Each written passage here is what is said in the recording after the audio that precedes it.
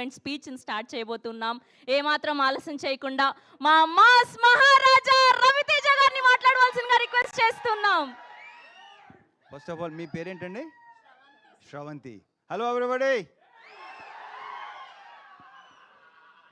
మీరు కూడా చాలా ఎనర్జెటిక్గా ఉన్నారండి. ఆ వాయిస్ మొత్తం అంతా సూపర్గా ఉంది. సో ఎలా ఉంది ట్రైలర్? ఎలా ఉంది మీకు? అంటే ఈసారి సరదాగా పండగకి గోల్ చేద్దాం, అందరం బాగా ఎంటర్టైన్ అవుదాం.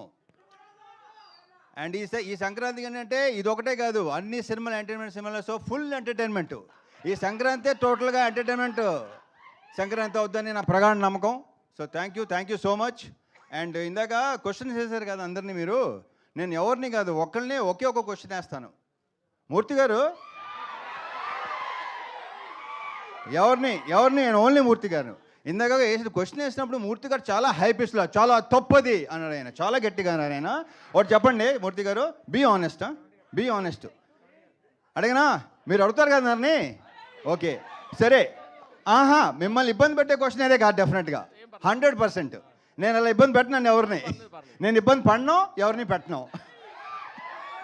మూర్తి గారు పెళ్లి తర్వాత అలా చేయడం తప్పు అన్నారు. తప్పే. ఇప్పుడు ఆనెస్ట్గా చెప్పండి, పెళ్ళికి ముందు మీ గర్ల్ ఫ్రెండ్స్ ఉన్నారు లేదా? పెళ్ళికి ముందు ఉన్నారు ఎంతమంది? ఆయన ఉండండి బాబు ఒక నిమిషం. సార్ ఇప్పుడు ఎక్కడ నేను రివైండ్ చేసుకుని లెక్క చెప్పాలి మీకు చెప్పండి. ఏంటిది? నేనేం నా స్వీట్ మెమరీస్ ఆటోగ్రాఫ్ లాగా ఇప్పుడు నేను మొత్తం లెక్క తీయాలి కదా. ఇప్పుడు నచ్చారు, సూపర్. మన ఇద్దరు పక్కన మాట్లాడుకుందాం తర్వాత. Okay thank you.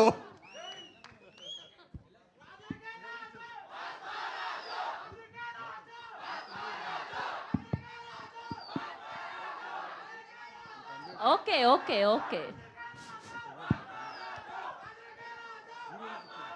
Just starting ఆయనతో మొదలు పెడితే ఎనర్జీ బాగుంటుందని అలా ఇచ్చాం మైక్.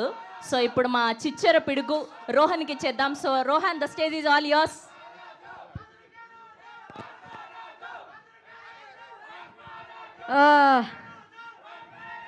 రాజులకే రాజు.